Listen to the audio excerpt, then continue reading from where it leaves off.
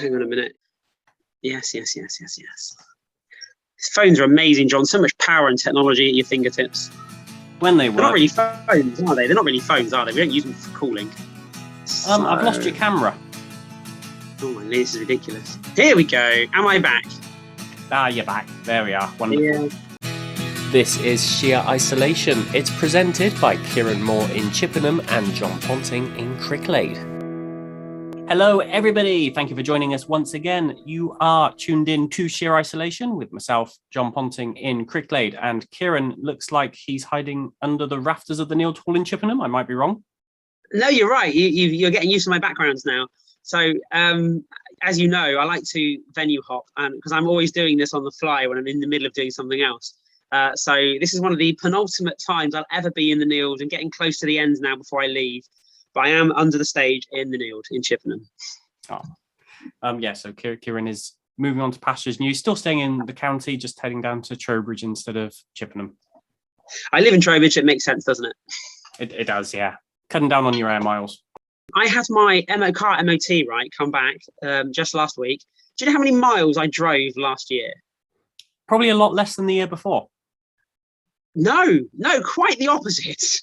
I did 15,000 miles last year. Ooh, how'd you manage that? That's ridiculous. It's because I'm driving my daughter to school and driving to Chippenham. So I'm driving to Lavington, to Chippenham, to Lavington, to Trowbridge. It's about 60 miles every day. Plus on top of that, the additional event work, etc., etc. 15,000 miles. I'm hoping next year it'll be like 4,000 miles. Yeah, that is adding up. That is ridiculous. You need to watch your carbon footprint, mate. Get a hybrid. So, purpose of this show is to promote the local music and art scene. We do that by playing a couple of tracks and interviewing people. You will have noticed throughout August that we've had a couple of compilations just because it's summer holidays and everyone's making the most of the fact that we can now get away. So we have been struggling with guests, which is why this week's guest appears to be me. You're not our plan B, John. You're not our plan B. I think I am. Yeah. It's perfectly valid. I mean, we've been presenting this show for over a year now. I think it's only right that we validate ourselves. So this week it's my turn to explain why I am part of the local music scene. Excellent. But before that, we're going to play a track, aren't we? Indeed, yes. This is a track called Everything You Are by a musician called Onika Venus. And the reason I've chosen Onika is simply she's local. She's from Bristol via Gloucester. She is a musician, singer-songwriter. She is going to be performing at Chippenham Town Hall in a few weeks. So very excited about seeing her. But she was also my earworm for BBC Introducing in the West this week. I picked another one of her tracks for another radio session. So she's an absolute talent. I think she's fantastic. This is a slightly different one from her. This is just a straightforward acoustic singer-songwriter track. But she's got an awful lot to offer. So this is Onika Venus, a track called Everything You Are. You got my heart shooting stars, my head making troubles in the clouds. Something about who you are that made me want to take you home. Feeling alive, I'm feeling this groove out here on this dance floor. Baby, all I feel is you. 'Cause everything you are pulling me close to you.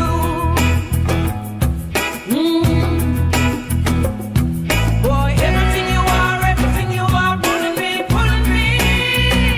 close to you. It's in the way you move,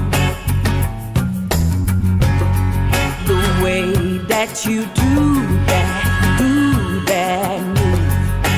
Caught in your electricity, tapping on your frequency.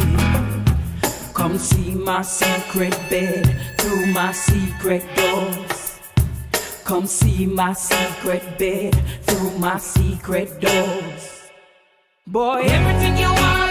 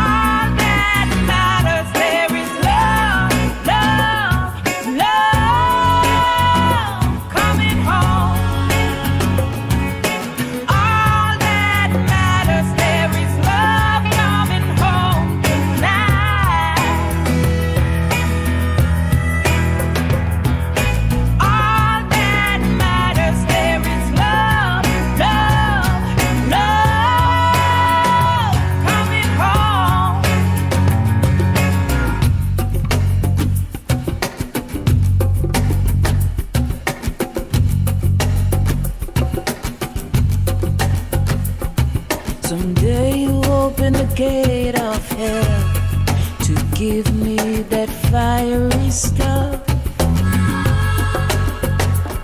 Someday you show your angel face, you wash in that devil's cup.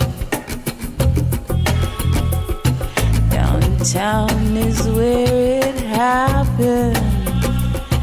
Downtown you give me the love of my life. Everything you are, pulling me close to you.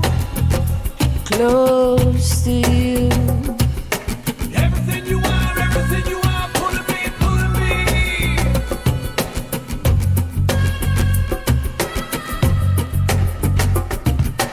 Everything you are, pulling me. So that is Everything You Are from Onika Venus. I mean, I've known Onika and her husband Mark for many years. Because Mike does, or he used to do quite a lot of open mic and music nights around Bristol city centre, so I bump into them quite a lot.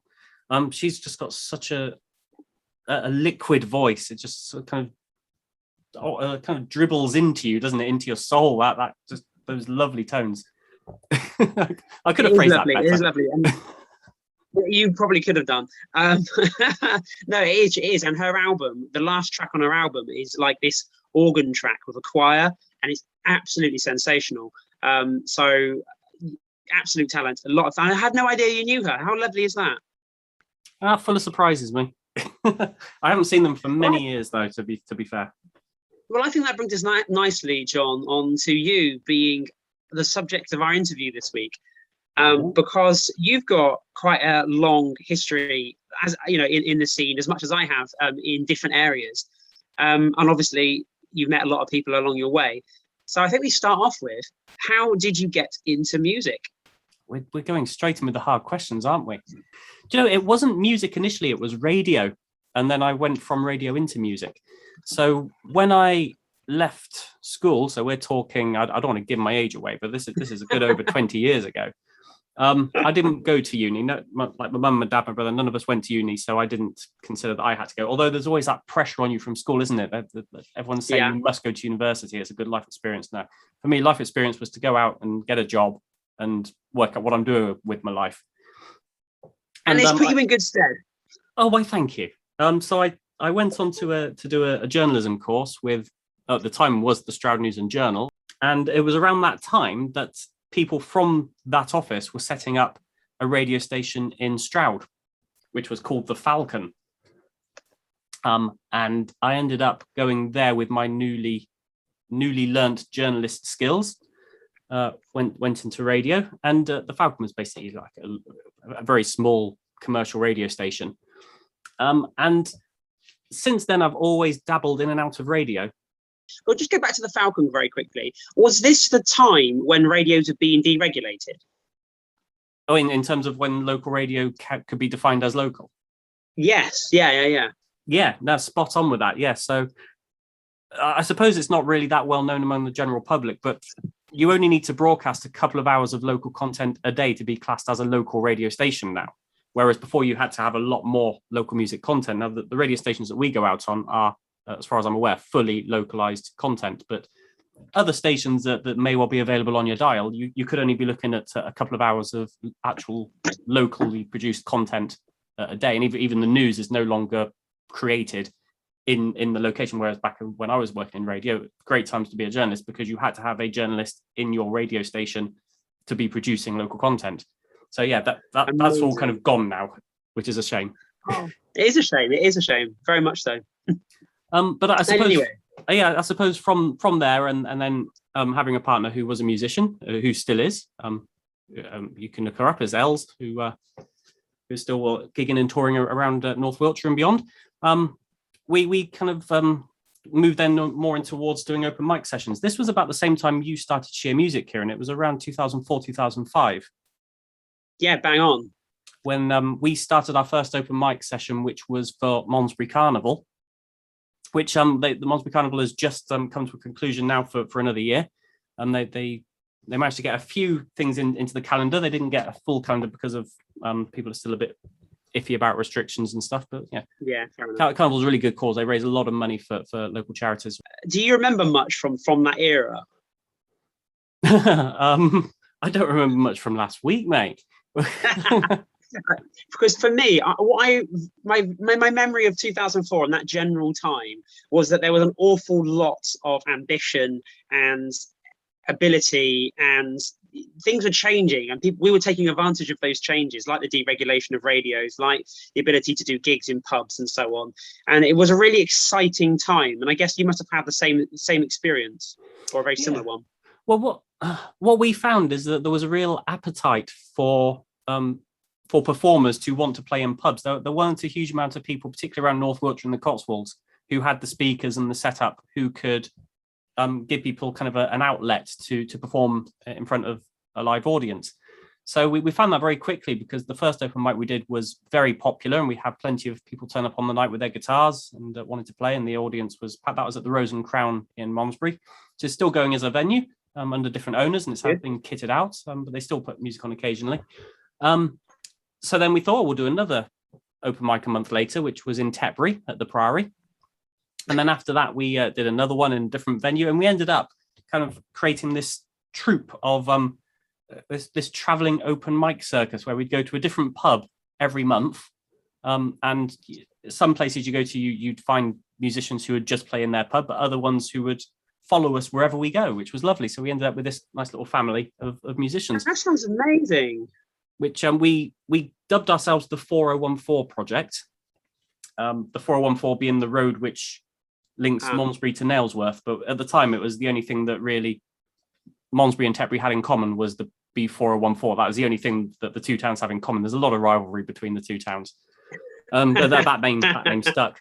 But yeah, no, it was a lovely little community that we had, and then we just kept doing these open mics for a good 4 or 5 years, maybe even more longer than that. So through that, kind of met all these different acoustic musicians, such as Corky, such as Alison Huswick, previous guest on the show. Plenty of names I could roll off, but yeah, these are people who I've all met through the 4014 project's open mic sessions. But what's really lovely is you're meeting similar people to what I was meeting, but in a different area. So that probably aided that concept that there was a lot going on, certainly in the Southwest. Yeah, I mean, from my understanding, what you were doing at the time, rather than open mics, was actually booking bands and doing gigs, pretty much similar to what you're doing now. Whereas we took the approach, myself and Els took the approach that we would always do music nights for free, as in we wouldn't pay musicians, but we wouldn't charge an entry fee either, because we knew that there were other people like yourselves doing actual promotion and wanting to pay musicians and wanting to get some finances going, whereas we took the idea that we're just doing it as a hobby. Everything's free. We're not going to have featured artists.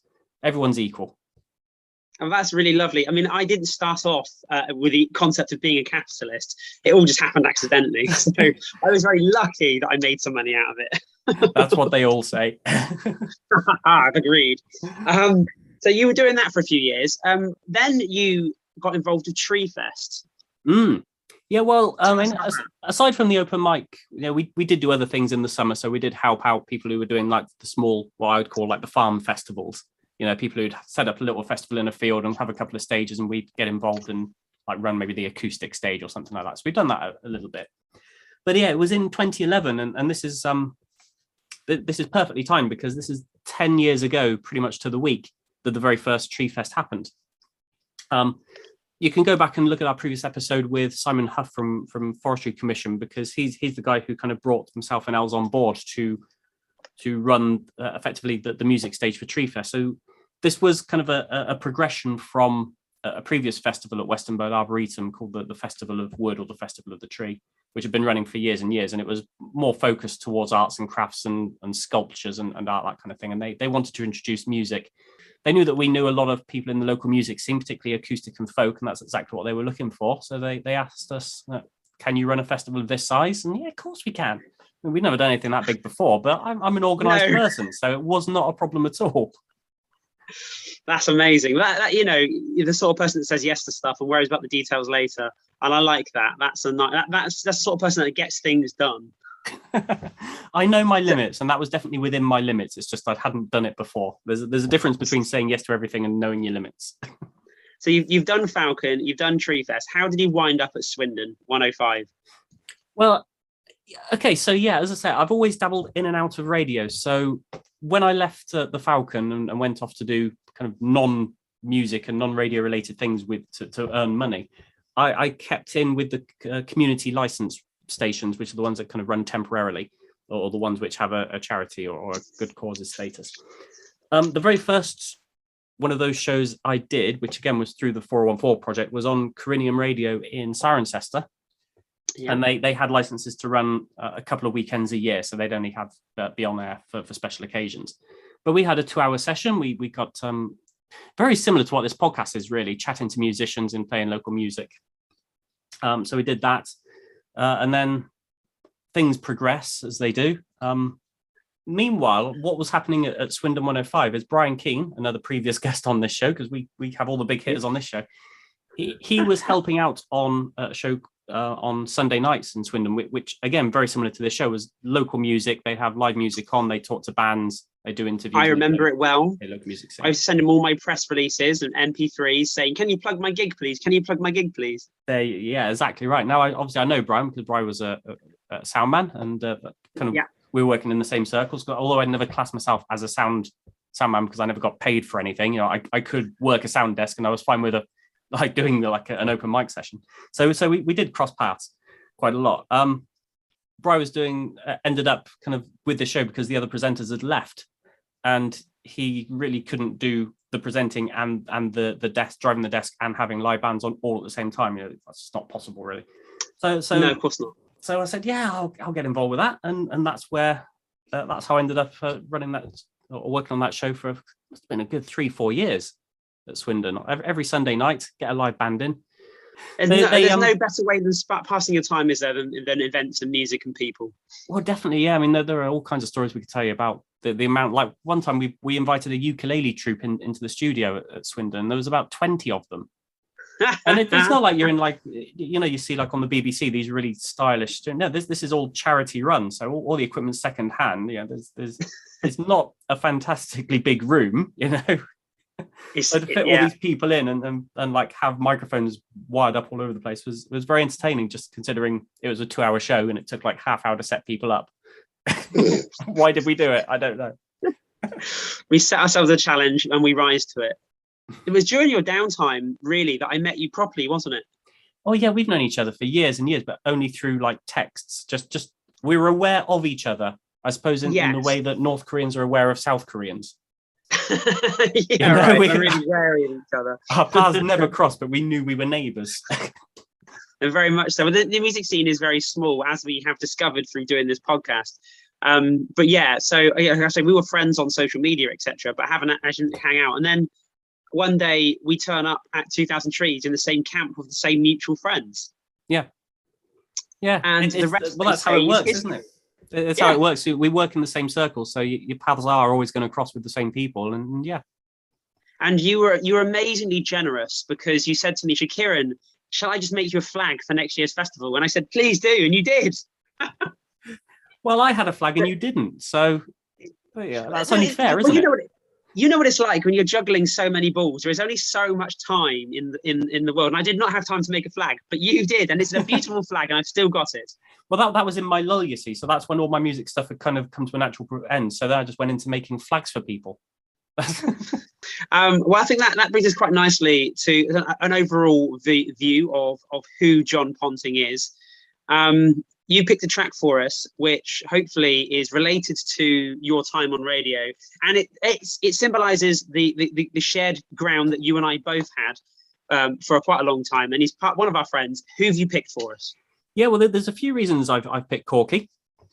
Hey! So first off, he's announced this week that he is the official support act for the Wurzels when they do their their West of England tour in the coming months. So there's plenty of venues that they're playing at. So look them up, look up the Wurzels. Corky is supporting them in pretty much every one of their gigs.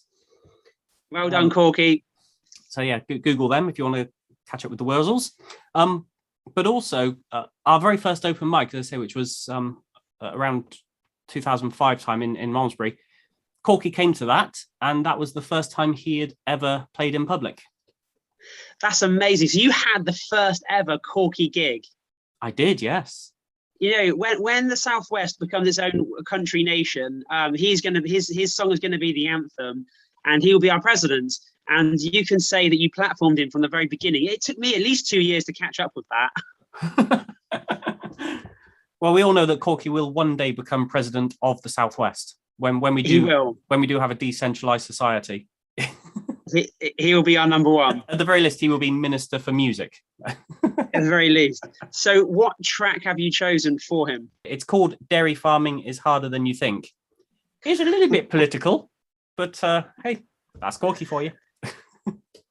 50, yeah, we should support our dairy farmers. And this song is called Public Enemy versus Crisis in the Dairy Farming Industry. Catchy title. It's actually called Dairy Farming is Harder Than You Think.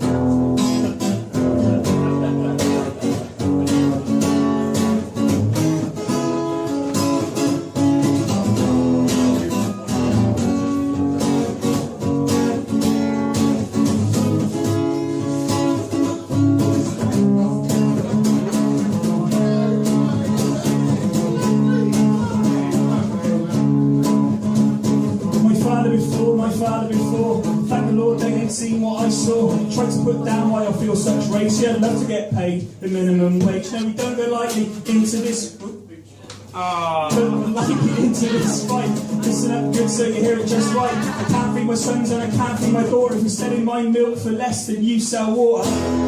Just like that, the price goes down like that. Goes down just like that. The price goes just like that. Goes down just like that. The price goes just like that. Goes down just like that. Dairy farming is harder than you think.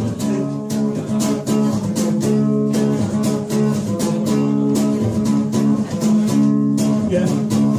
Up before dawn 8 days a week.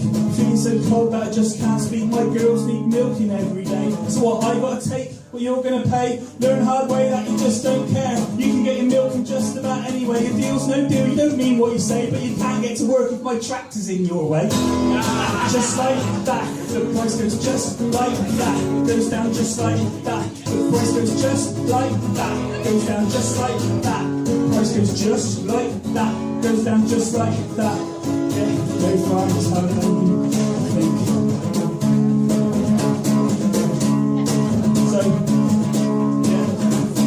Blame it on Aldi, blame it on Lidl, blame it on the fat cat sitting in the middle. All of them, you know they're right on the fiddle. Money to be made in this rural idyll. And nephew, who ain't got a clue? No one knows what the fuck they do. Rich Tory bankers are in on it too, telling inner city kids like cows go moo. Just like that, the price goes just like that. Goes down just like that. The price goes just like that. Goes down just like that. The price goes just like that. Goes down just like that. Dairy farming is harder than you think. News. Straight in with the news. Okay, so Is it news time? Is it news time? Let me just say first that was Dairy Farming is Harder Than You Think from Corky, and look him up on Google or wherever you get your gig listings from, because he is supporting the Wurzels in the next few months. Okay, now you can do news. Corky. The tour poster he's just put together, he's put on it, he's put October, he's put Trowbridge Beer Festival, but he hasn't specified the day, and the reason for that is because I haven't specified to him which day yet either. So, but he is playing Trowbridge Beer Festival as well, so you can catch him uber local to me. I'd like to pick up on that point, Kieran, because our show last week was only a radio edit. We didn't go out on the web at all, onto the podcast, so people may have missed the news that you released last week about why Trowbridge and why Bath Reggae Festival was cancelled as well, or postponed, I should say. Well, let's delve into that, because the reason they were both cancelled or postponed is because they didn't have enough portaloos. Now you're probably thinking, portaloos, guys, come on, you'd have booked them months in advance, and that is the case. That is true. All of these venues have booked their portaloos, of course they have. However, if you've sold over a certain amount of tickets, you might need to get additional infrastructure, as is the case with Trowbridge Beer Festival. It was so popular, they sold so many tickets, the council said you need to supply more portaloos or whatever, and there just isn't any. They don't exist. They're not about. And the very simple reason for that is that everybody, as a result of COVID, is doing outdoor events. Makes sense, doesn't it? Outdoors safer, great. Everybody is hiring portaloos, which means there is a national shortage of portaloos around the country. You'd never That's think not it. a line I ever thought I'd say. Well, there you go. So The same thing happened at Bath Reggae Festival. Not enough portaloos. So, which is, I would say it's embarrassment, but normally in normal times that would be embarrassingly poor organizational skills. But in this particular event, it is just because everybody's doing outdoor events and they just aren't available. So there you go. It's just another thing to add to the many list of reasons why an event may well be cancelled, as if we didn't have enough reasons already in the last 18 months or so. Indeed. And obviously in other news as well, because we weren't in on last week's podcast, it was just a review podcast. Jim Lockie has a new song out. So that's Jim Lockie is getting motivated again. So for anybody who's fans of 2000 Trees and that whole community based around Cheltenham, our Lord and Saviour is back, Jim Lockie, with new music. So go check it out. This is another great segue, Kieran, because Jim Lockie was our very first headliner at the very first night of Treefest back in 2011 on the Friday night. We had Jim Lockie. Seela, me and you, our paths have been crossing left, right, and centre for years, and that's how we knew each other, John. And yeah, I did invite you to Treefest, Winston. No, I didn't. No. You know what, John? Let's just pretend. Awkward. Let's just say you did, and I wasn't able to come because I'm a terrible human being. Yeah, that's orcs. More news. This coming weekend, which is the what are we on, like the 10th, 11th of September. Swindon Shuffle. Yeah, It's Swindon an Shuffle. absolutely great weekend of music. So, have you got any information to hand? Well, interestingly, what the people that are organising Swindon Shuffle is Ed Dyer and Padge and a few other people from Swindon, all from that whole scene. They've just done My Dad's Bigger Than Your Dad Festival in Swindon, which was the day event to celebrate Dave Young and his life, and of all the local bands that Dave champions, like Sladgery and his band, the Chaos Brothers, and Gaz Brookford and the company of others, full band show. Lots of local bands in support, which I ran the second stage, and it was just a wonderful day. So that went really well. Off without a hitch, raised lots of money for charity, and the same guys are doing the Swindon Shuffle this weekend. I don't have anything to hand except to say that all the venues are involved as per. So it's the Beehive, it's Level 3, it's the Victoria, etc. And they've got an amazing lineup of music, which it's basically all the local bands. And what's lovely, I've been looking at the lineups earlier today. There's a lot of bands that I thought had split or not going anymore. Particularly a band called Middle Name Kill, which are an alt rock bang, and they're all still there. They're all still in the mix. The Voos are playing. There's all sorts. The Shudders are playing. Nerve Endings are playing. It's a brilliant lineup, brilliant group of people. Really well worth checking out. Yeah. And do you know why it's called the Shuffle, John? Is it because the bands shuffle from one venue to, or is it because the punters shuffle from one venue to another?